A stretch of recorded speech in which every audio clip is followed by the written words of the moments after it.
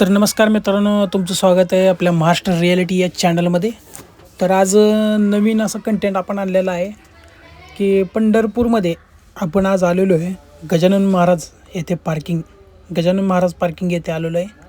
तर तुम्ही पाहू शकता हा कशा प्रकारे कचरा आहे. पंढरपूर हे स्वच्छ पंढरपूर व सुंदर पंढरपूर आहे. तरी पण इथे काही ठिकाणी कचरा असल्याचा आढळून येतो आहे. तर आता नेक्स्ट आहे आपण आता बघत आहोत की गजानन महाराज सेकंड पार्किंग. इथे गव्हर्नमेंटचं पार्किंग आहे, नगरपालिकेचं पण आहे.